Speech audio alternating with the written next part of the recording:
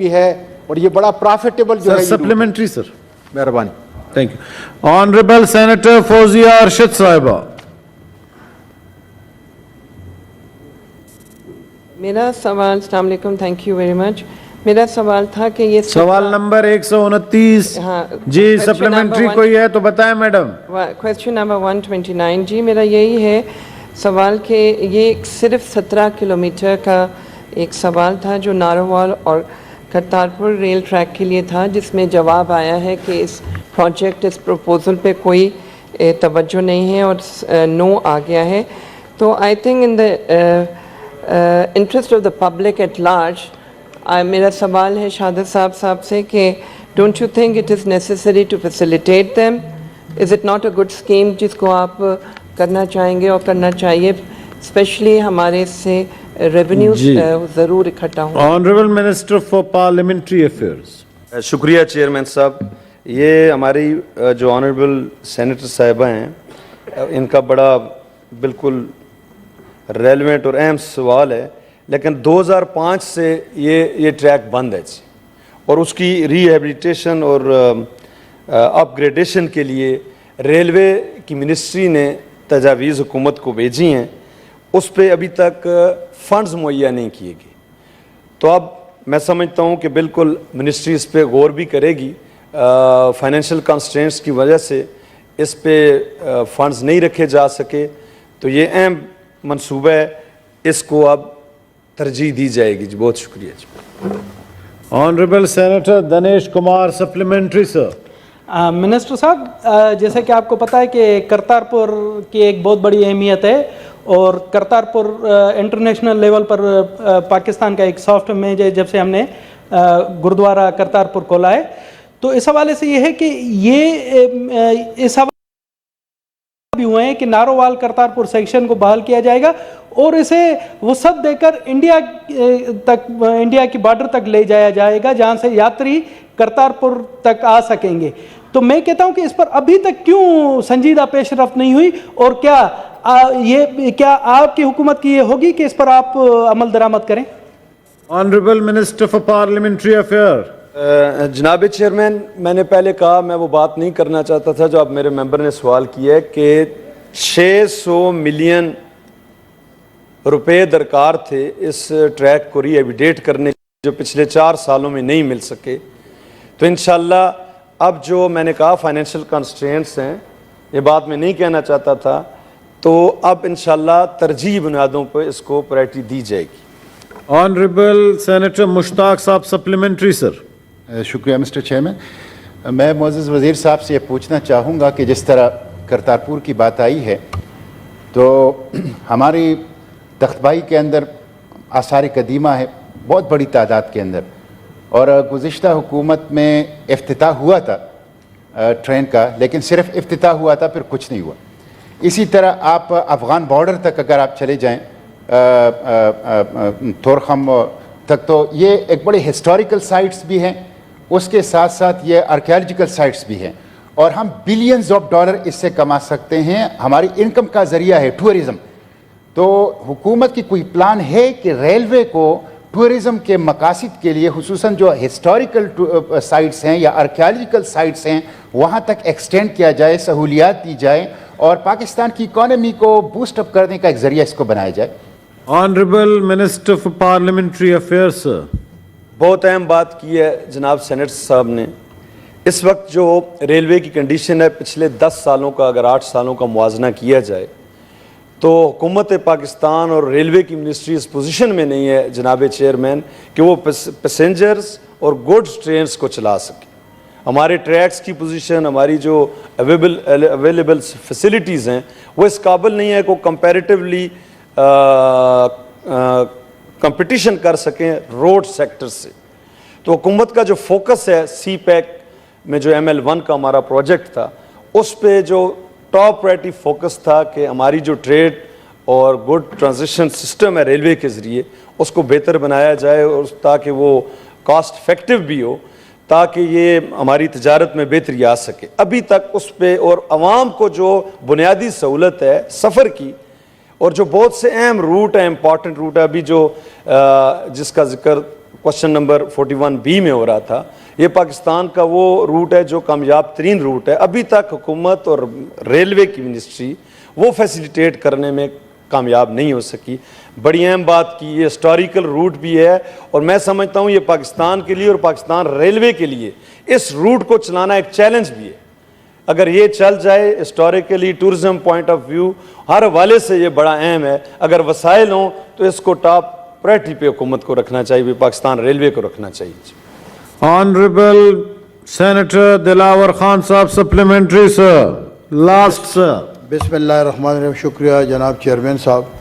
میرا ہانریبل منسٹر صاحب سے مؤدبانہ گزارش ہے کہ 27 تاریخ کو جو 598 SRO حکومت نے را میٹیریل کے حوالے سے, سر یہ ریلوے کا بھی سپلیمنٹری, ریلوے کا ہے سر, ریونیو کی بات آ گئی تو میں کہا ریونیو حکومت کا کے حوالے سے کہ حکومت کا ایک امداد ہے جو کہ میں اس کو نشاندہی کر رہا ہوں. اگر وہ بین انہوں نے ہٹا دیا, SRO کا دوسرا SRO اس پر ایشو کروایا, لیکن اس کے انسٹرکشن اسٹیٹ بینک کو جانے چاہیے تاکہ را میٹیریل کے امپورٹرز کو دشواریاں پیدا نہ ہو. اور وہ ریونیو ملک کے لیے ریونیو بڑھ رہی ہے, ملک کا sale tax, federal excise duty وہ ملک کو آئے گا اگر یہ چھوٹے چھوٹے را میٹیریل کا بین ہٹایا گیا. صرف انسٹرکشنز جانے ہیں. جی Honorable Minister for Parliamentary Affairs. بڑی اچھی بات انہوں نے کی ہے, لیکن بڑے افسوس کی بات ہے کہ جب اسٹیٹ بینک کو انڈیپینڈنٹ بنایا گیا تھا اس وقت کو حکومت کو سوچنا چاہیے تھا کہ کیا حکومت اور ہمارے جو فائنینشیل سسٹم ہے اس کے جو ہمارے بینیفٹ سکیں گے. آج جب 1.5% بڑھایا گیا انٹرسٹ ریٹ, تو یہ بہت سی چیزیں ایسی ہیں جو پچھلی حکومت نے بغیر سوچے سمجھے ان اداروں کو فری ہینڈ دیا جن کا ڈائریکٹلی ایفیکٹ جو ہے ہمارے بزنس کمیونٹی اور پلس ہمارے بینکنگ سسٹم پہ آئے. تو یہ بنیادی چیز ہے کہ اب دوبارہ اس کو ری وزٹ کرنا چاہیے. سیکرٹری صاحب اس کو آپ اسٹیٹ بینک کے گورنر کو بھجوا دیں, ان کا پوائنٹ آف ویو ان سے رپورٹ لے لیں سیکرٹری فائنانس کے تھرو. کوسچن اور جی لیو اپلیکیشن. سینیٹر پروفیسر ساجد میر صاحب نے بیرون ملک ہونے کے بنا پر مورخہ 30 مئی تا 3 جون کے لیے ایوان سے رخصت کی درخواست کی ہے. کیا درخواست منظور ہے؟ نہیں ہے. پروفیسر ساجد میر آپ کو چھوڑے گا نہیں, منظور ہے جی. سینیٹر مولانا عبد الغفور حیدری صاحب نے بیرون ملک ہونے کے بنا پر مورخہ 30 تا 7 جون کے لیے 30 مئی تا 7 جون کے لیے ایوان سے رخصت کی درخواست کی ہے. کیا درخواست منظور ہے؟ صحیح منظور ہے. سینیٹر سیف اللہ ابڑو صاحب نے بیرون ملک ہونے کے بنا پر مورخہ 23 تا 27 مئی اجلاس میں شرکت نہیں کر سکے تھے, اس لیے انہوں نے ان تاریخوں کے لیے ایوان سے رخصت کی درخواست کی. کیا درخواست منظور ہے؟ منظور ہے جی. سینیٹر میاں رضا ربانی صاحب نے بعض نجی مصروفیات کے بنا پر مورخہ 30 مئی کو اجلاس میں شرکت نہیں کر سکے تھے, اس لیے انہوں نے اس تاریخ کے لیے ایوان سے رخصت کی درخواست کی. کیا درخواست منظور ہے؟ منظور ہے. سینیٹر منظور احمد کھاکڑ صاحب نے بعض نجی مصروفیات کے بنا پر مورخہ 23, 24 اور 27 مئی کو اجلاس میں شرکت نہیں کر سکے تھے, اس لیے انہوں نے ان تاریخوں کے لیے ایوان سے رخصت کی درخواست کی. کیا درخواست منظور ہے؟ منظور ہے جی. سینیٹر پروفیسر ڈاکٹر مہر تاج روحانی صاحبہ نے بعض نجی مصروفیات کے بنا پر مورخہ 23 تا 27 مئی اجلاس میں شرکت نہیں کر سکی تھی, اس لیے انہوں نے اس تاریخوں کے لیے ایوان سے رخصت کی درخواست کی. کیا درخواست منظور ہے؟ منظور ہے. آنریبل سینیٹر لیاقت خان ترکی صاحب نے بعض نجی مصروفیات کے بنا پر مورخہ 30 مئی کو اجلاس میں شرکت نہیں کر سکے تھے, اس لیے انہوں نے ان تاریخوں کے لیے ایوان سے رخصت کی درخواست کی ہے. کیا ان کی درخواست آپ کو بالخصوص منظور ہے؟ آپ کیوں کھڑے ہیں سر؟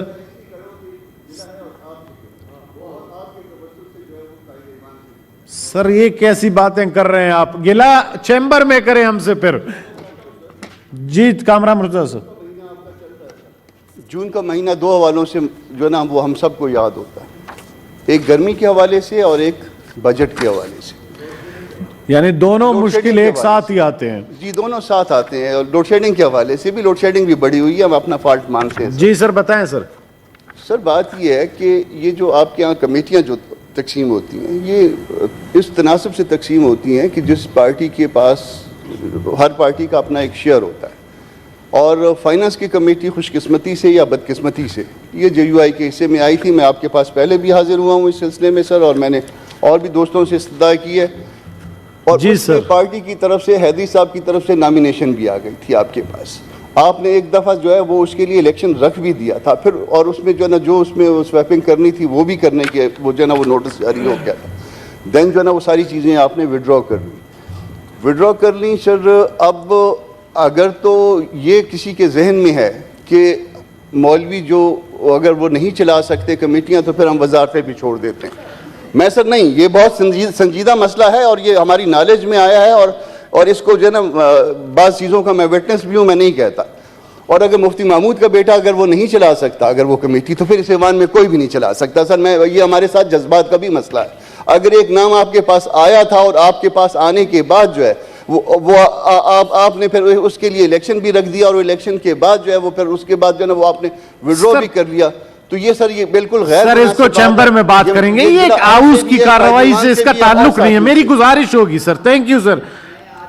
Leader of the house sir, honourable leader of the house sir. میں آج صبح بھی چیئرمین صاحب سے یہ ٹیک اپ کر کے آیا ہوں.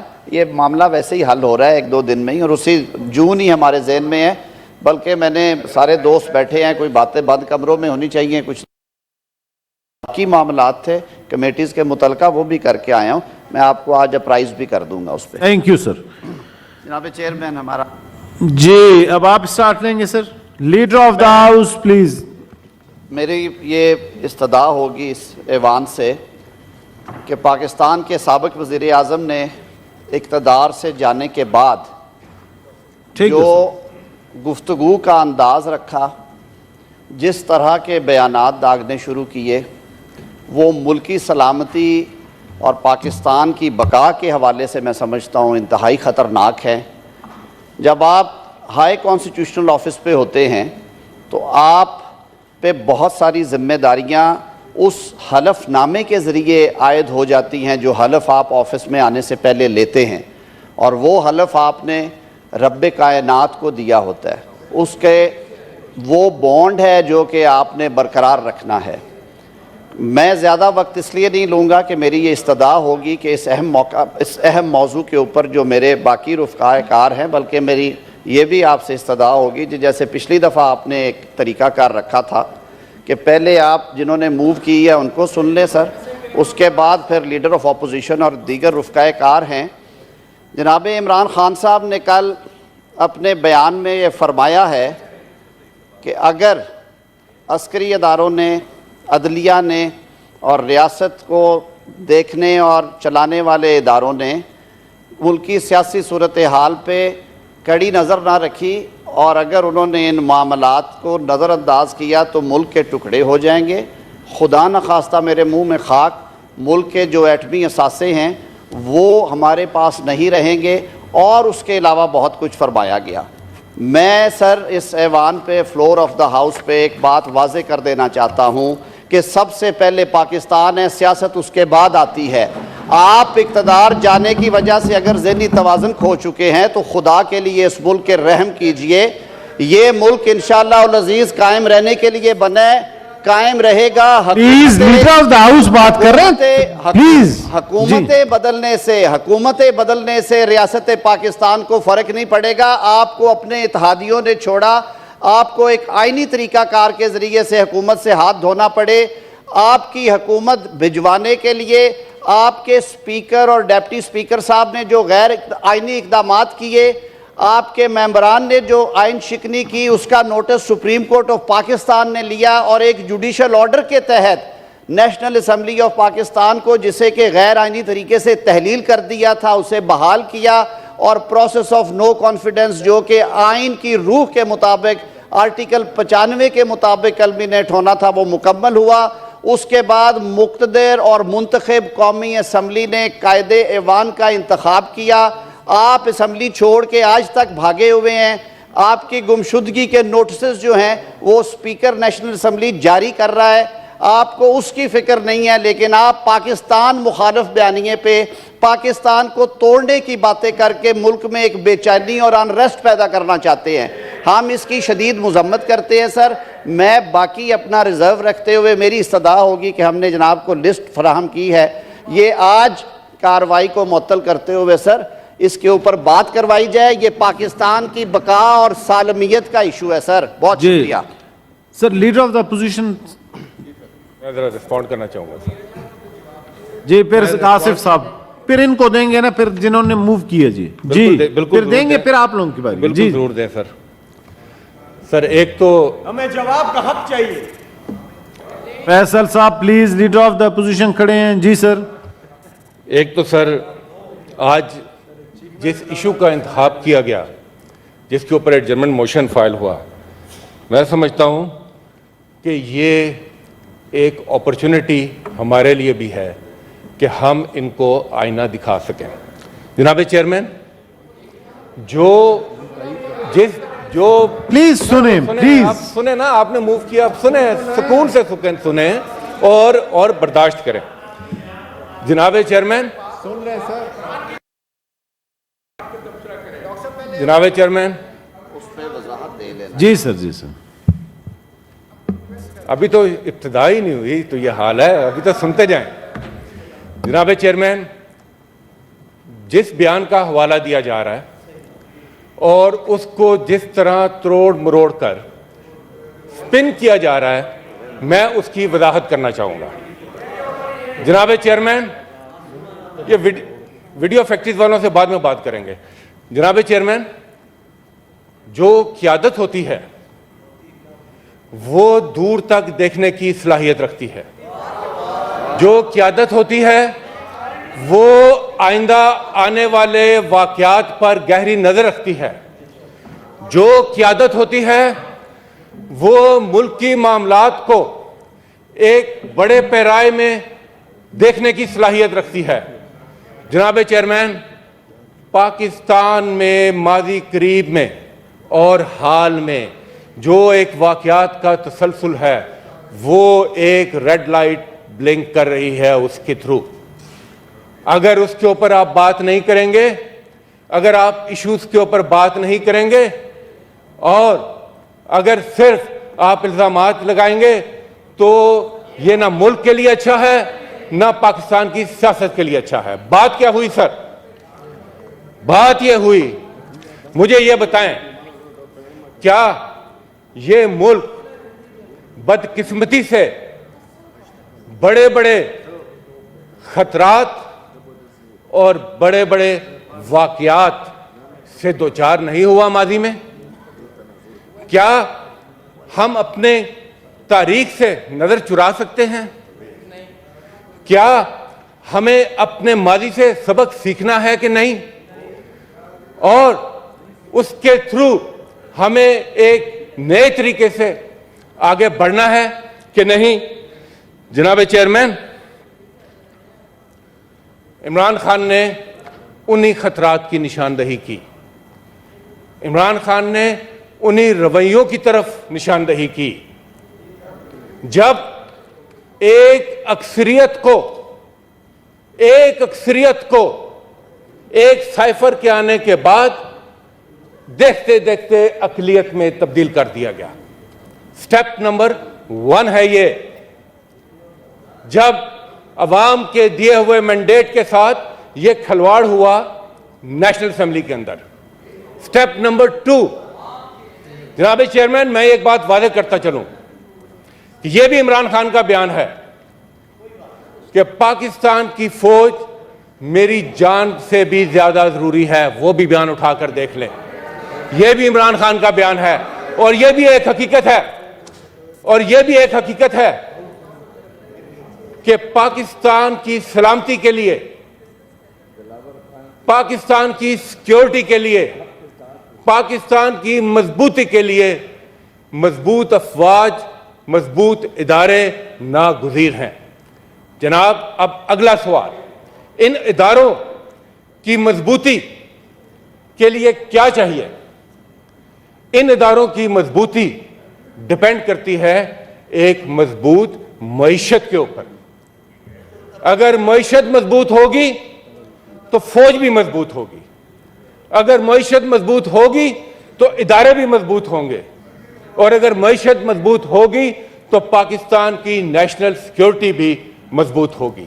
یہ ہے وہ بنیادی نقطہ جس کی طرف نشاندہی کی عمران خان نے. جناب چیئرمین، معیشت کے ساتھ ملک کی سلامتی سے جڑا ہوا دوسرا جو ایشو ہے وہ ایک آزاد خارجہ پالیسی ہے. اگر آپ ایک آزاد خارجہ پالیسی جو صرف اور صرف پاکستان اور پاکستان کے عوام کے مفادات کے اوپر مبنی ہو وہ رکھیں گے تو ملک بھی مضبوط ہوگا، فوج بھی مضبوط ہوگی، ادارے بھی مضبوط ہوں گے. اب آپ دیکھیں، سٹیپ 1 میں نے آپ کو بتا دیا کہ جب ایک کہیں جو بھی کہیں ایک اکثریت کو لوٹوں کے تھرو، کوئرژن کے تھرو راتوں رات اقلیت میں بدلا گیا. سٹیپ نمبر 2 کیا ہوگا؟ سٹیپ نمبر 2 کہ جو آزاد خارجہ پالیسی کے بجائے اپنی خارجہ پالیسی اور اپنی معیشت دونوں کو جو غیر ملکی سامراج ہے اس کی جھولی میں ڈال دیا گیا. اور میں اس کا پروف دوں گا آپ کو. جناب چیئرمین، امریکہ کی خوشنودی میں آج یہ آخری حد تک جانے کو تیار ہے. دوسرا، اسرائیل کے ساتھ روابط بڑھائے جا رہے ہیں. اسی فلور پر اس کی نشاندہی ہوئی. وہاں روابط بڑھائے جا رہے ہیں، منہ سے کہتے ہیں مگر کرتے کچھ اور ہیں، جس کو یہ بیک ڈور ڈپلومیسی کہتے ہیں. کہ آج تک یہ نہیں بتا سکے کہ کس طرح پاکستانی پاسپورٹ کے اوپر حکومت کی مرضی کے بغیر آپ اسرائیل کا دورہ بھی کریں، واپس بھی آئیں، کس طرح آپ جا سکتے ہیں. یہ سارے، یہ نمبر 2 اسرائیل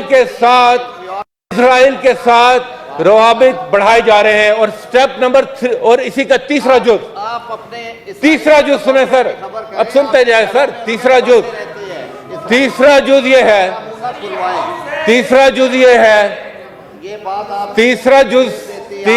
سر یہ ہے کہ بھارت کی بالادستی کو قبول کرتے ہوئے بھارت کے ساتھ بھی اب تجارتی روابط کے نام پر دوستی کی پینگیں بڑھائی جا رہی ہیں.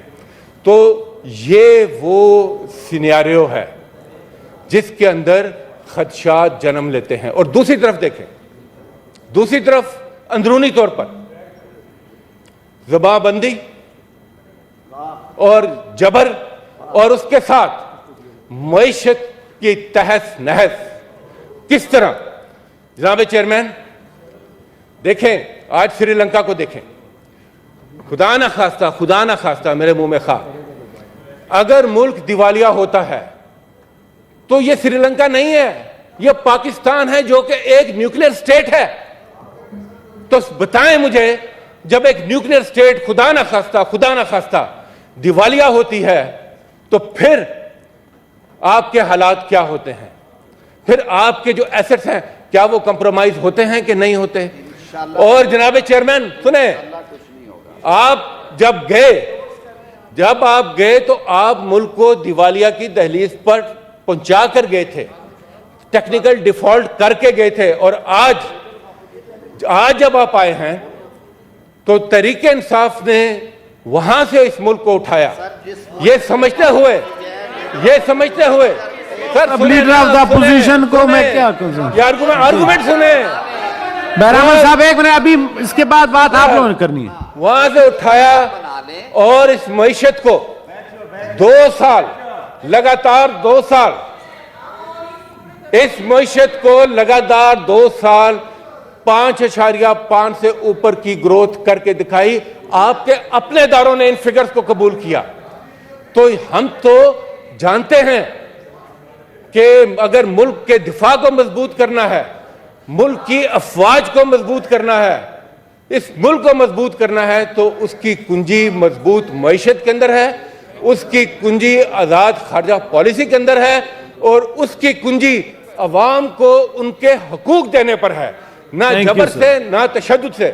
جناب چیئرمین، اور حالت یہ ہے ہم کیوں نہ دیکھیں، حالت یہ ہے کہ جو کہتے ہیں کہ کھانے کو زہر نہیں، آپ دیکھیں ذرا آج یہاں پر وزیروں کا حال، جو کہتے ہیں کھانے کو زہر نہیں ہے، آج وہ پوری دنیا میں اس وقت گھوم رہے ہیں، اور جس طریقے سے گھوم رہے ہیں وہ عوام کے سامنے ہے. جناب چیئرمین جو شخص معیشت کا ذمہ دار ہے، آج یہ بھی نہیں سمجھ آتی کہ وزیر خزانہ اول کون ہے، وزیر خزانہ دوم کون ہے، یہ بھی سمجھ نہیں آتی وزیر اعظم اول کون ہے۔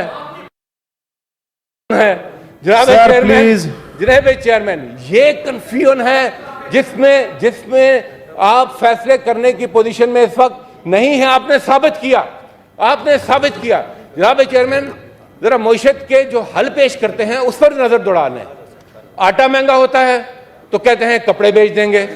جناب چیئرمین ڈیزل مہنگا کرتے ہیں، 30 روپے ڈیزل مہنگا کرتے ہیں، اور آج کہتے ہیں، اور اس 30 روپے پر کسان سراپا احتجاج ہوتا ہے کہ میرا کٹائی کا وقت ہے، نہ مجھے ڈیزل مل رہا ہے، نہ وہ صحیح پیسوں میں مل رہا ہے، اور وزیر خزانہ فرماتے ہیں کہ یہ تو امیروں کے لیے ہے، یہ تو امیروں کے استعمال کے لیے ڈیزل ہے۔ جناب چیئرمین، میں آخر میں میں یہ بات کروں گا سر کہ عمران خان نے جس خدشے کا اظہار کیا، چاہیے تو یہ کہ اس خدشے کو دیکھیں، اپنے ہاؤس کو آرڈر میں کریں۔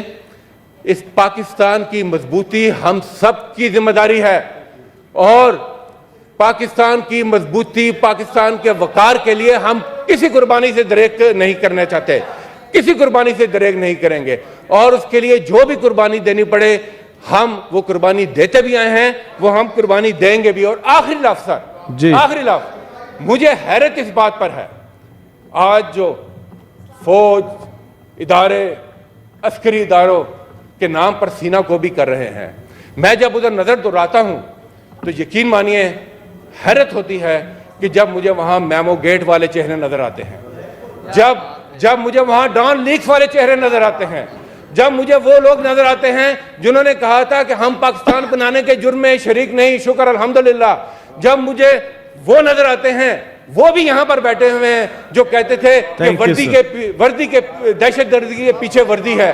جناب چیئرمین، سیاست مت کریں، اس ملک کے لیے خدا کا واسطہ ہے سیاست سے اوپر سوچیں، اور اگر آپ کی، میں کہتا ہوں نادانستگی میں کر رہے ہوں گے، میں کسی کو یہ نہیں کہتا کہ آپ دانستہ کر رہے ہوں گے، نادانستگی میں کر رہے ہوں گے، مگر یہ ملک آپ کا بھی ہے، ہمارا بھی ہے، ہمارے بچوں کا بھی ہے، اور جو خدشات ہیں ان کو دیکھیں اور ان کو ٹھیک کرنے کی کوشش کریں۔ شکریہ۔ آنریبل سینیٹر آصف کرمانی صاحب۔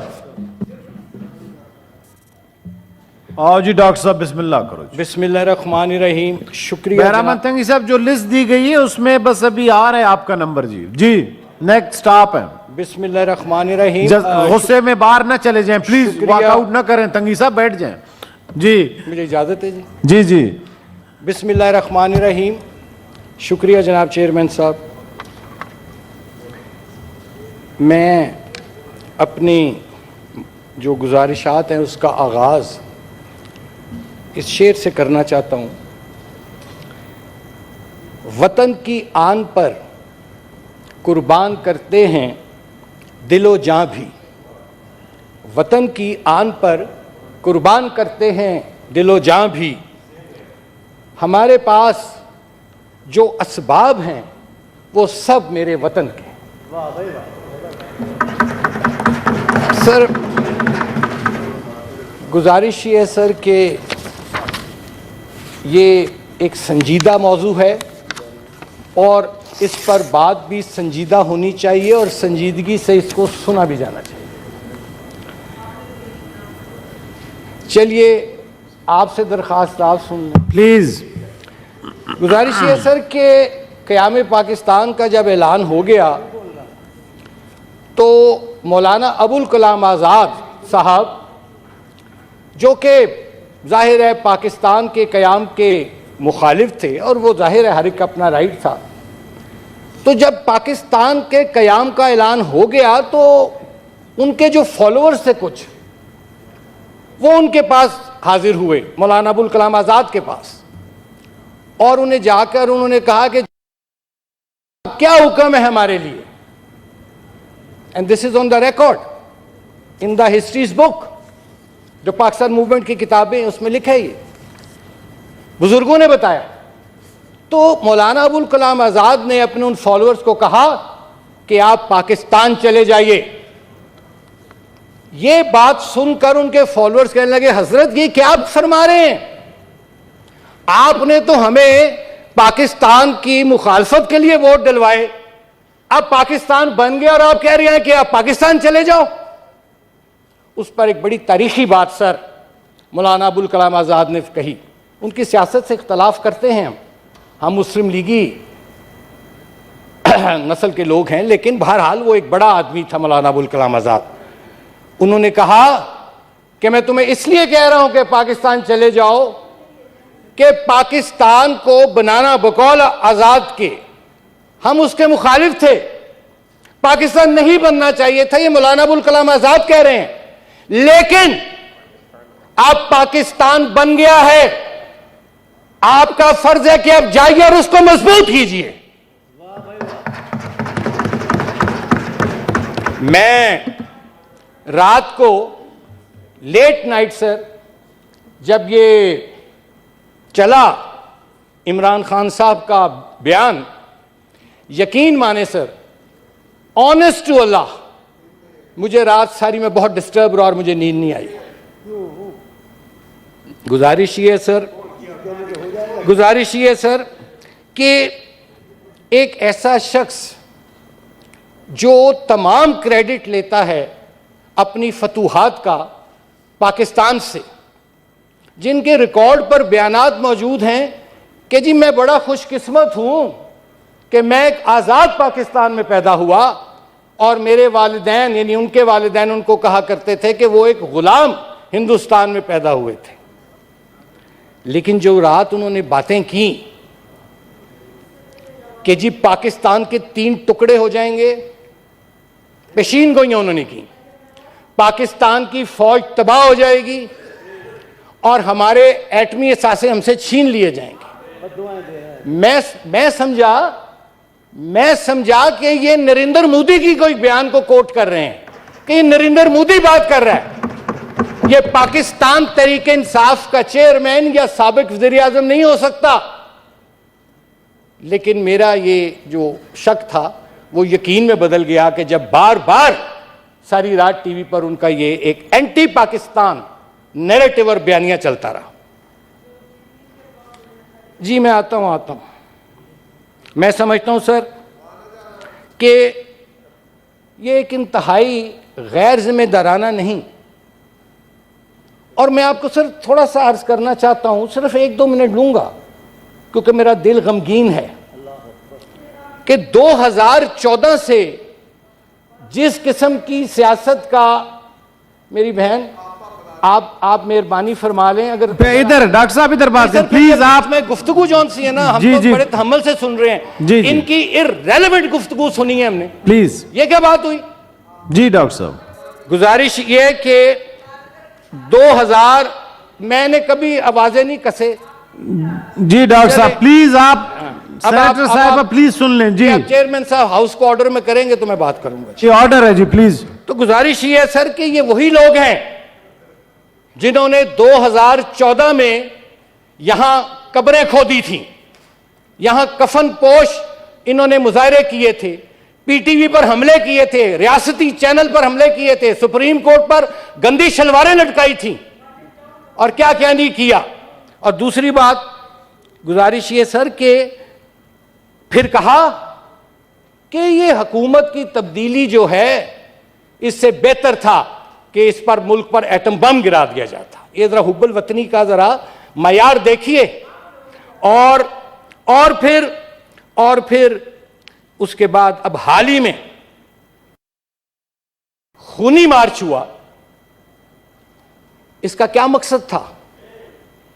اور عمران خان صاحب خود ریکارڈ پر موجود ہے ان کا یہ بیان کہ جناب میرے اس خونی مارچ میں مسلح اور اسلحہ بردار لوگ بھی موجود تھے. میننگ بائی کہ یہ پاکستان میں انارکی, انریسٹ, افراتفری پیدا کرنا چاہتے ہیں اور پاکستان کو غیر مستحکم کرنا چاہتے ہیں, اور اپنی ساری ان کی جو 2014 سے کاوشیں تھی اس کو کل کا ان کا جو بیان تھا اس پر انہوں نے مہر تصدیق کر دی پکڑ کے. اور میں سمجھتا ہوں سر کہ اس کا عدالت عظمیٰ کو بھی نوٹس لینا چاہیے, اداروں کو نوٹس لینا چاہیے, چونکہ یہ پاکستان کسی ایک شخص کی خواہش پر نہیں چلایا جا سکتا. اینڈ لاسٹلی سر دوسری بات یہ ہے کہ میں نے پھر اسٹڈی بھی کیا تھوڑا سا, یہاں بھی کوئی ڈاکٹر صاحبان بیٹھے ہوں گے ضرور, I am a medical doctor by medical profession میرا ہے, تو میں نے کہا یہ مسئلہ کیا ہے, صبح کچھ, دوپہر کچھ, شام کچھ, تو وہ میں نے دیکھا, میں اس نتیجے پہ پہنچا, اور مجھے یہ شک ہے, میرا پروویژنل ڈائگنوزس ہے, یہ پروویژنل ڈائگنوزس ہے کہ یہ ایک بائی پولر ڈس آرڈر ہے. بائی پولر ڈس آرڈر ہوتا ہے کہ کبھی انسان چوہے صاحب سر آپ اپنی ٹرم پہ بات کریں گے. میڈیکل ٹرم ہے یہ میڈیکل ٹرم ہے, یہ میڈیکل ٹرم ہے. یہ بائی پولر ڈس آرڈر جو ہے, اس میں ڈپریشن, مینیا اور موڈ سوئنگز ہوتے ہیں, اور مریض کو پتہ نہیں چلتا وہ کیا کہہ رہا ہے. میں تو آپ کی فیور میں بات کر رہا ہوں کہ علاج کی ضرورت ہے. وہ سائیکائٹری میں پلیز آرڈر سنیں ڈاکٹر صاحب کو. جی سائیکائٹری میں ایسے مریضوں کو یہاں بجلی کے جھٹکے دیے جاتے ہیں. کمال کر رہے ہیں, پلیز ایسے الفاظ استعمال نہ کریں ڈاکٹر صاحب, پلیز. ڈاکٹر صاحب تھینک یو سر. آخری 9 منٹ ہو گئے ڈاکٹر صاحب. ہو گئے ختم. آخری بات سر, اور دوسرا سر کہ میں قائد اعظم کو یہاں کوٹ کرنا چاہوں گا, اور عمران خان صاحب سنیں جی, قائد اعظم صاحب کی بات سنیں جی. اور قائد اعظم کی بات تو سن لو. قائد اعظم نے کہا تھا کہ there is no force on this earth who can undo Pakistan. کمال کرتے ہیں آپ. اور عمران خان صاحب کے لیے آخری میسج اور ایک شعر بتانا چاہتا ہوں, اور وہ یہ کیا ہے کہ سرفروشی کی تمنا اب ہمارے دل میں ہے, دیکھنا ہے کہ کتنا زور بازوئے قاتل میں ہے. پاکستان زندہ باد. تھینک یو سر. قائد اعظم زندہ باد. بہرامن تنگی صاحب. بسم اللہ الرحمن الرحیم. شکریہ چیئرمین صاحب. تشریف رکھیں پلیز. اب سنیں جی سر آپ لوگ کو دے رہا ہوں نا, آپ لوگ جنہوں نے موو کیا پہلے ان کو سنیں. اس طرح نہیں ہوتا. پرسوں آپ ساروں نے بات کی, میں نے پہلے سر سب کو موقع دیں گے, بیٹھیں. جی بہرامن تنگی صاحب. تھینک یو چیئرمین صاحب. جناب چیئرمین صاحب دیکھیں, اگر آپ موقع تشریف رکھیں سینیٹر صاحب پلیز. پوزیشن مجھ سے نہیں بولے گا. پھر تشریف رکھیں پلیز. پھر میں آپ کے اپوزیشن لیڈر کو نہیں دوں گا. تشریف کریں, وہ بات کریں. پورا ہاؤس مجھ سے نہیں بول سکتے ہیں. آپ کا اپوزیشن لیڈر پہ مجھ سے نہیں بولے گا, یہ میں آپ کو بتا دوں. آپ کے پوری بہرامن تنگی صاحب پلیز 1 منٹ صبر کریں پلیز.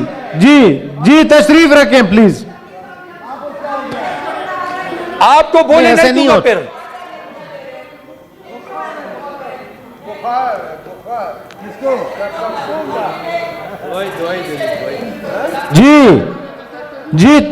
جی تنگی صاحب.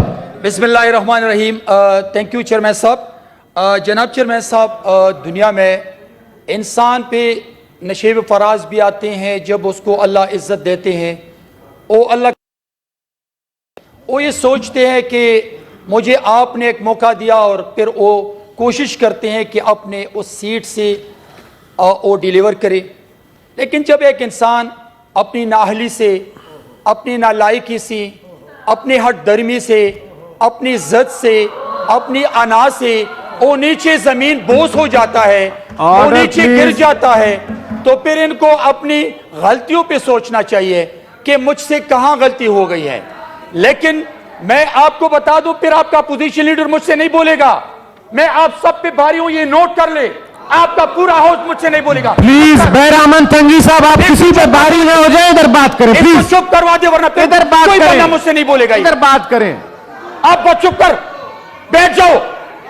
بہرامن تنگی صاحب جذبات میں آنے کی ضرورت نہیں ہے, پلیز بات کریں.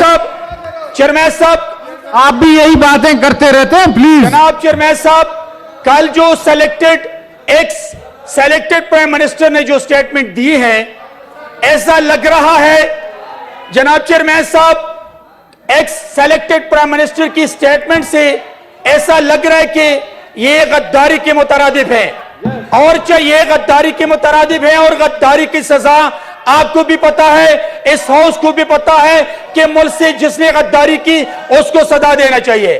جناب چیئرمین صاحب میں آپ کو بتا دوں کہ اگر ایک سلیکٹڈ پرائم منسٹر نے جو کل جو سٹیٹمنٹ دی ہے 22 کروڑ عوام میں غم و غصہ ہے اور ایک سلیکٹڈ پرائم منسٹر کو وہ پاگل کنسیڈر کرتے ہیں کہ یہ پاگل ہے اس لیے پاکستان کے خلاف یہ بیان دیتے ہیں.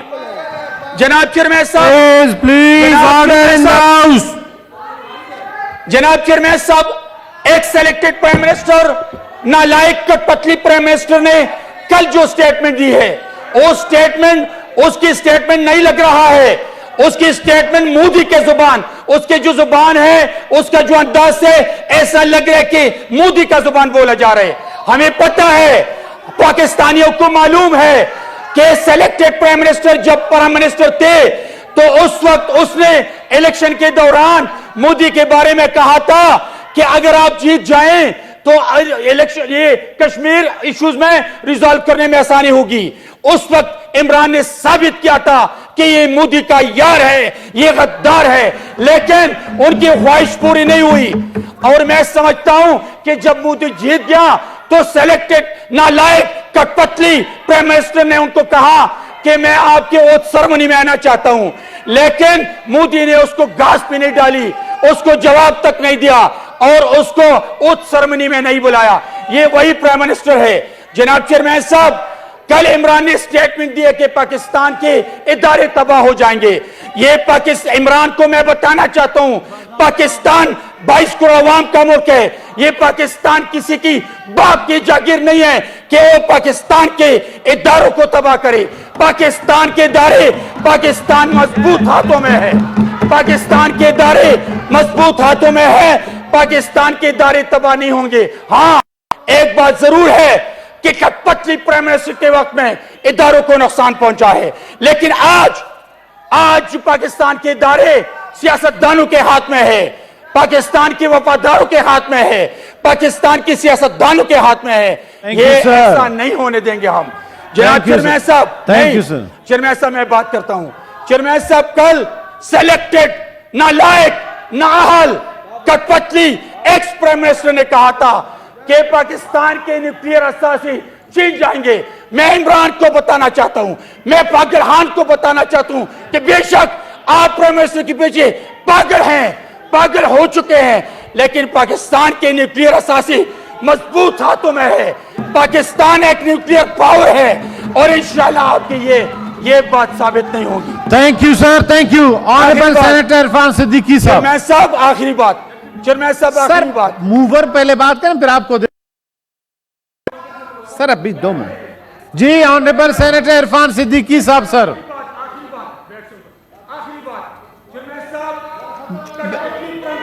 ٹائم دیکھا کریں ادھر سامنے اس لیے لگا ہے کہ مجھے بولنا نہ پڑے نا سر. ایک منٹ کٹ پتلی پرائم منسٹر نے کہا تھا کہ اگر اسٹیبلشمنٹ نے درست فیصلہ نہیں کیا تو پاکستان 3 ٹکڑے میں ہو جائیں گے. عمران بتائیں کون سے اسٹیبلشمنٹ سے آپ درست فیصلہ لاتے ہیں؟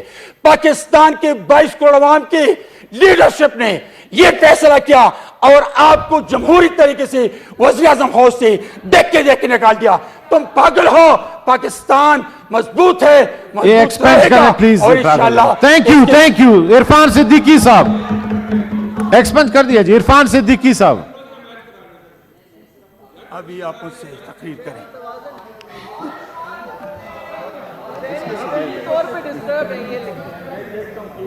آنریبل عرفان صدیقی صاحب. بسم اللہ الرحمن الرحیم. شکریہ جناب چیئرمین. میرا خیال ہے کہ جذبات جو ہیں وہ خاصی شدت اختیار کیے ہوئے ہیں. میں کوشش کروں گا کہ کوئی ایسی بات نہ کی جائے جو میرے دائیں ہاتھ بیٹھے دوستوں کو گراں گزرے. ہمیں حقائق پہ ضرور نگاہ ڈالنی چاہیے اور میں سمجھتا ہوں کہ دائیں طرف بیٹھے खातिन please order in the house. Faisal साहब तशरीफ रखें। जी इरफान सिद्दीकी साहब तो बड़ी अच्छी बातें करते हैं, वो सुने। मेरे लिए सारे मोहतरम हैं और मैं बड़े एहतराम के साथ बात करना चाहता हूं।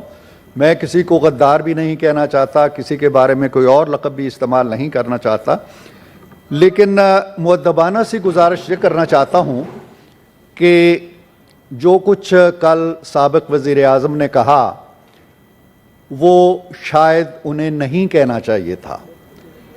अफ़वाज पाकिस्तान के बारे में ये कहना कि अगर उसने अक्ल के नाखुन ना लिए या अगर उसने अच्छे फ़ैसले ना किए, दुरुस्त फ़ैसले ना किए तो फ़ौज तबाह हो जाएगी, या ये कहना कि दुरुस्त फ़ैसले ना किए गए तो पाकिस्तान 3 टुकड़े हो जाएगा, या ये कहना कि दुरुस्त फ़ैसले ना किए तो हमारा एटमी प्रोग्राम हमसे छिन जाएगा। काश वो ये बता देते कि दुरुस्त फ़ैसले क्या हैं। उन्होंने दुरुस्त फ़ैसलों की निशानदेही नहीं की ताकि फ़ौज भी उन दुरुस्त फ़ैसलों की तरफ आती,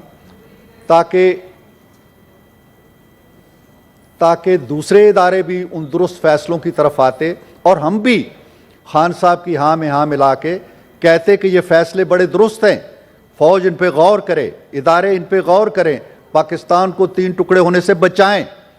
लेकिन उन्होंने दुरुस्त फ़ैसलों की निशानदेही नहीं की, वो हम पे छोड़ दिया और मेरे दाएं हाथ बैठे दोस्तों पे छोड़ दिया कि वो दुरुस्त फ़ैसले क्या हैं। जब हम माजी की तरफ जाके देखते हैं तो फ़ौज के कुछ दुरुस्त फ़ैसले हमें नज़र आते हैं जो खान साहब को बड़े अच्छे लगे, बड़े पसंदीदा रहे। कुछ दुरुस्त फ़ैसले 2016-17 में हुए, कुछ दुरुस्त फ़ैसले 2018 में हुए, कुछ दुरुस्त फ़ैसले पानामा के वक्त हुए, कुछ दुरुस्त फ़ैसले RTS का गला घोंट के हुए। अगर वो दुरुस्त फ़ैसले थे और फिर 4 साल तक फ़ौज दुरुस्त फ़ैसले ही करती रही तो आज फ़ौज का ऐसा कौन सा गलत इक़दाम है हमें वो निशानदेही कर दे। इन्होंने कहा कि जी आप बड़े साफ़ सुथरे हैं, इन्होंने हमें याद दहानी कराई कि जी आप भी डान लीक्स और ये वो। डान लीक्स क्या था? डान लीक्स ये था कि अफ़वाज पाकिस्तान अपने सियासी किरदार के अंदर रहें। ये आज भी हम कहते हैं और आप भी इस पर यकीन रखते हैं। और सियासी किरदार के अंदर अफ़वाज पाकिस्तान को घसीटना और कहना कि तुम ये करो वरना मुल्क टूट जाएगा, वरना तुम तबाह हो जाओगे, वरना तुम बर्बाद हो। सर माजी की तरफ जाइए, बड़े बड़े तल्ख, मैं समझ सकता हूँ कि खान साहब किस कैफियत से गुजर रहे हैं, लेकिन माजी में भी बहुत कुछ हुआ है। यहाँ एक बड़ा पॉपुलर शख्स खान साहब से भी ज़्यादा और शायद सारे सियासी लीडरों से ज़्यादा, जिसका नाम जुल्फ़कार अली भुट्टो था, फांसी चढ़ा दिया गया। उसकी नमाज जनाजा पढ़ने की इजाज़त दी गई और उसे ज़मीन के अंदर दफन कर दिया गया। तब तो किसी ने नहीं कहा कि फ़ौज तबाह हो जाएगी, तब कोई नहीं बोला कि पाकिस्तान के 3 टुकड़े हो जाएंगे, तब किसी ने नहीं कहा कि जी हमारा एटमी प्रोग्राम को ये हो जाएगा।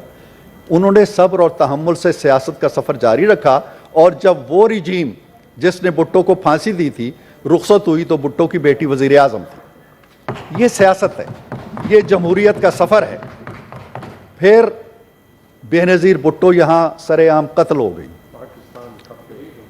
लेकिन पीपल्स पार्टी ने यह नहीं कहा कि पाकिस्तान टूट जाएगा या पाकिस्तान 3 टुकड़े हो जाएगा। अगर कोई नारा लगा, जलाओ गहराव हुआ, तो आसफ अली जरदारी ने कहा पाकिस्तान खपे। This is politics. यहाँ मैं ज़ाती तौर पे जानता हूँ वज़राए आज़म को ऐवान सदर, ऐवान वज़ीर आज़म से घसीट के निकाला गया। खान साहब की इज़्ज़त व आबरू पे कोई आंच नहीं आई। वो बड़े एहतराम से एक आइनी रास्ते से निकले, हेलीकॉप्टर से में बैठ के चले गए बनी गाला। यहाँ वज़राए आज़म को घसीट के निकाला गया, हथकड़ियाँ डाली गई, काले शीशों वाली वैन्स में बिठाया गया और 3 महीने पता नहीं चला कि वो कहाँ हैं। उन्होंने नहीं कहा कि पाकिस्तान टूट जाएगा, उन्होंने नहीं कहा कि अफ़वाज पाकिस्तान तबाह हो जाएंगी। अफ़वाज पाकिस्तान के सियासी रोल से मुझे भी इख्तलाफ है, मेरी जमात को भी इख्तलाफ है और बजा है, और हर जमहूरी शख्स को है, होना चाहिए। अफ़वाज पाकिस्तान ने एक हल्फ उठाया है, वो उसकी पासदारी करें। अफ़वाज पाकिस्तान का एक आइनी रोल है, उसकी पासदारी करें। अफ़वाज पाकिस्तान का ये काम नहीं है कि वो अपने रास्ते से हट के सियासी जोड़ तोड़ करें, और अफ़वाज पाकिस्तान ने ये सबक सीख लिया है। 4 साल के अंदर ये बड़ा तल्ख लेसन उन्होंने सीख लिया है, और अगर वो अपने اپنے حدود کار کے اندر واپس چلے گئے ہیں تو ہم اسے خوش آمدید کہتے ہیں. وہ غازیوں کی فوج ہے, وہ شہیدوں کی فوج ہے.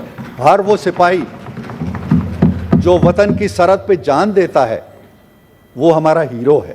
اس فوج کے بارے میں ہم نے جب شکست ہوئی بھارت کے ہاتھوں, ہماری افواج پاکستان کو ہتھیار ڈالنا پڑے کچھ سیاسی فیصلوں کی وجہ سے, ہم نے تب بھی نہیں کہا کہ تم تباہ ہو جاؤ گے. ہم نے ان کو سنبھالا, ان کی پرورش کی, ان کو آگے لے کے چڑھے, ایٹمی پروگرام ان کو دیا اور ان کو اس ساز و سامان سے مسلح کیا کہ پاکستان ناقابل تسخیر ہو جائے. جناب چیئرمین, یہ افسوسناک صورتحال ہے. ان ایسی باتوں, اقتدار آنی جانی چیز ہے. یہاں پہ شاہ فیصل مرحوم جس کرسی پہ جناب چیئرمین بیٹھتے تھے, اس کرسی کے سامنے انہوں نے کتبہ لگا رکھا تھا کہ اگر بادشاہ دائمی ہوتی, ہمیشہ رہنے والی ہوتی, تو اس کرسی پر کیسے بیٹھتا. مطلب یہ ہے کہ جو پہلے آئے وہ بھی چلے گئے ہیں, تم آئے ہو تم بھی چلے جاؤ گے. کل وہ لوگ یہاں بیٹھے تھے, ہم ادھر بیٹھے تھے, آج یہ صورتحال بدل گئی ہے. پاکستان وہی ہے.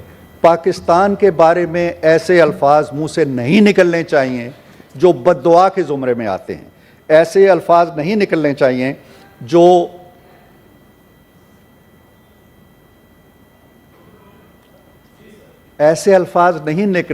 جو کسی بری خواہش کے زمرے میں آتے ہیں. یہ کہنا کہ افواج پاکستان تباہ ہو جائیں گی, اس تباہی کا میسج 22 کروڑ عوام پہ کیا گزری ہوگی, اور ہماری سرحد کے پرے جو ہمارا دائمی دشمن بیٹھا ہے, جب اس کو یہ خبر پہنچی ہوگی کہ ایک سابق وزیر اعظم یہ کہہ رہا ہے کہ پاکستان کی فوج نے یہ فیصلے نہ لیے. افسوس یہ ہے کہ مجھے ان فیصلوں کا نہیں علم, یہ اقدامات نہ کیے, وہ اقدامات کا نہیں علم, یہ درست اقدام نہ کیا. وہ کیا درست اقدام ہے, ہمیں بتایا تو جائے نا.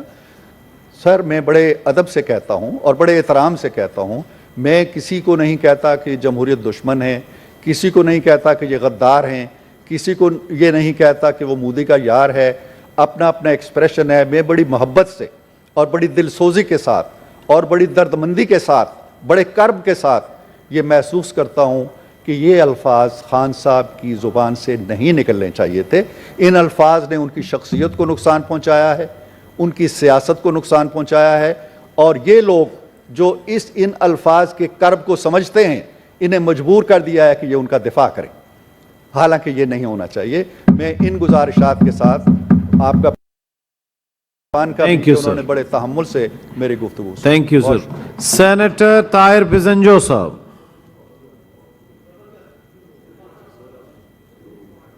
جناب چیئرمین, سر سب سے پہلے تو ویسے تو میں بارہا کہہ چکا ہوں, آج پھر دہراتا ہوں کہ تنقید شائستہ زبان میں ہونی چاہیے اور کسی بھی لیڈر کی پگڑی ہرگز نہ اچالی جائے. سر, کل رات سے ٹی وی چینلز پر خان صاحب کے اس متنازع انٹرویو زیر بحث رہا, مشتاق صاحب, اور آج بھی تقریباً ملک کے تمام اخبارات کا زینت بنی ہوئی ہے. خان صاحب نے ایک عجیب سر وہ بیانیہ اپنایا ہے کہ میں اقتدار میں رہتا ہوں تو سب کچھ ٹھیک ہے, جب میں اقتدار میں نہیں رہتا ہوں تو ایٹمی اثاثے بھی غیر محفوظ, ملک بھی دیوالیہ, ملک بھی ٹکڑے ٹکڑے ہو سکتا ہے. تو یہ اقتدار جو ہے جناب چیئرمین ایک بہت بڑی ظالم چیز ہے, لیکن جب ہم جمہوریت کی بات کرتے ہیں تو ہم اس بات کو اچھی طرح ہضم کر لیں کہ اقتدار آنی اور جانی چیز ہے. سر, ذاتی طور پر تو میں یہ سمجھتا ہوں جتنا حد تک میں خان صاحب کو سمجھ سکا ہوں، یہاں ہم بیٹھے ہوئے اپنے پی ٹی آئی سے تعلق رکھنے والے اپنے دوستوں کو سمجھ سکا ہوں۔ میرے خیال میں خان صاحب لانگ مارچ کی ناکامی کے بعد زبردست ذہنی دباؤ کا شکار ہے، اور جب انسان، چاہے وہ کون ہے جناب چیئرمین، جب انسان ذہنی دباؤ اور انتشار کا شکار ہوتا ہے تو اس کے منہ سے کچھ بھی نکل سکتا ہے۔ میں سمجھتا ہوں کہ پی ٹی آئی ہمارے ملک کی سر ایک بہت بڑی جماعت ہے۔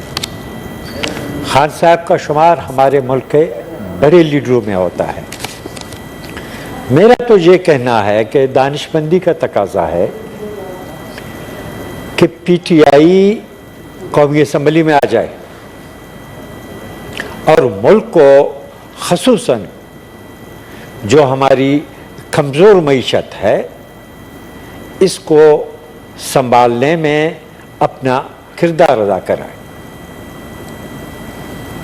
جیسا کہ آج وہ سینٹ میں بیٹھے ہوئے ہیں اور بہت زبردست مضبوط اپوزیشن کا مظاہرہ کر رہے ہیں۔ مجھے اس کی خوشی ہے، کیونکہ میں ذاتی طور پر یہ سمجھتا ہوں کہ جانانہ اپوزیشن سے کسی کو بھی نہیں ڈرنا چاہیے، کیونکہ مضبوط اپوزیشن حکومت کے لیے فائدہ مند ہوتی ہے کہ وہ اپنی اصلاح کرے، اور سب سے بڑھ کر یہ کہ طاقتور اپوزیشن سے جمہوریت کو فروغ ملتی ہے۔ Thank you sir. Honourable senator Rana Maqbool sahib. بسم اللہ الرحمن الرحیم۔ جناب چیئرمین، بہت بہت شکریہ آپ کا۔ بہت مختصر سی بات ہوگی، اور جو بات ہوگی وہ امپیریکل ایویڈنس کے اوپر بیس ہوگی۔ یہ جو کل کی گفتگو ہوئی ہے جو زبان زد عام ہے، میں تھوڑا سا اس مصرے کو امینڈ کروں گا ادب کے لحاظ سے، کہ کہہ رہا ہوں جنوں میں کیا کہ کچھ نہ سمجھے خدا کرے کوئی۔ آپ کو پتہ ہے پہلے یہ کیا ہے اس کا؟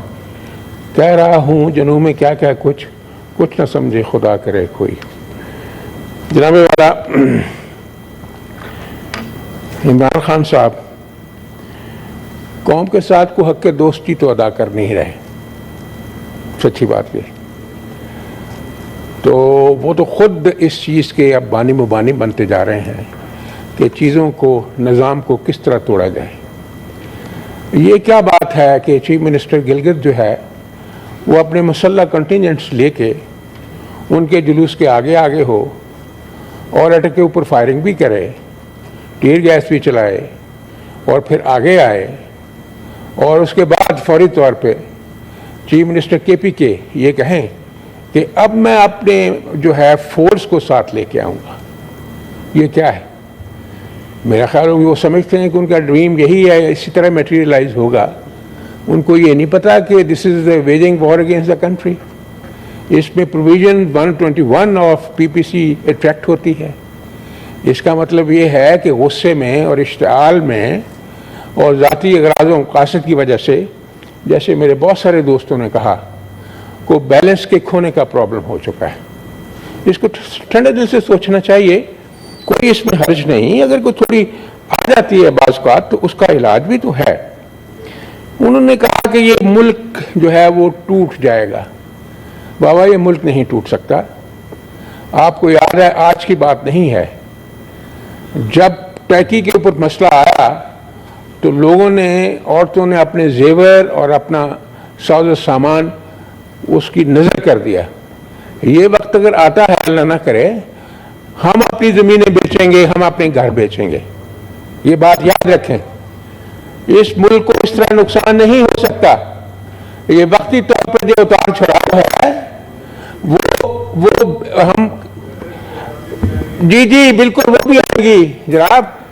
اگر کسی نے کوئی محنت کی ہے تو اس میں کیا आप ऐसे कोई बात आपके पास है नहीं, कोई ठोस सबूत है नहीं, सिर्फ झूठ के ऊपर चलते रहते हैं, ये तो बात गलत है।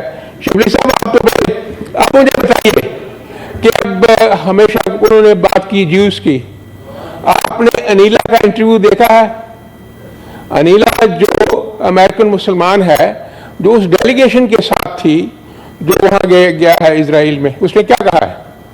उसने कहा है कि पाकिस्तान की हुकूमत ने, इमरान खान साहब ने हमें कहा कि आप लोग जाएं और जो पासपोर्ट है उस पर जुडाइज्म भी लिखे।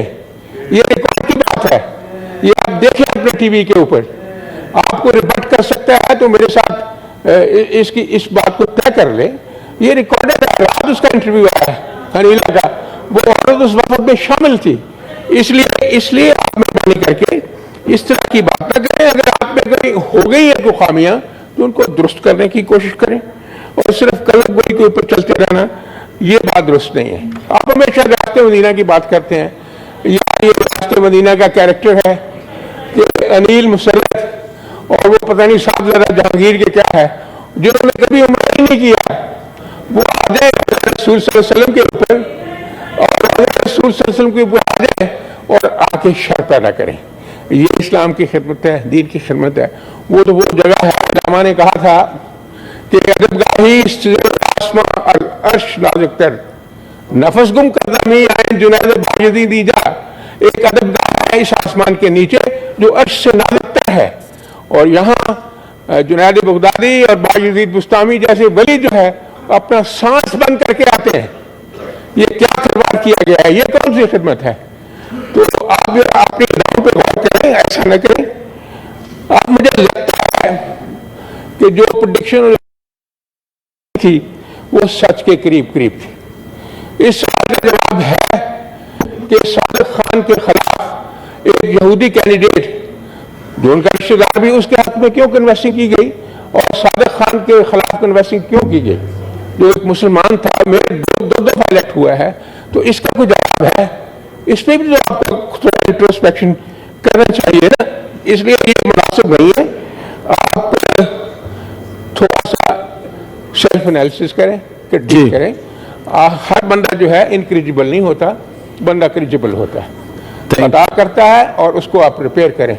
मेरी आखिरी दरख्वास्त है, मैं इस्लामाबाद में रहता हूँ, आप इस्लामाबाद में रहते हैं, हम बड़े उदास से हैं। खासा वहाँ पेशावर चले गए, तो मेरा जाती ये आपसे गुजारिश है कि उनको कहें ये इस्लामाबाद तशरीफ ले आए, बनी गाला में आए, ये आबाद हो और रौनक लगे। बहुत बहुत मेहरबानी। ऑनरेबल सेनेटर खान साहब।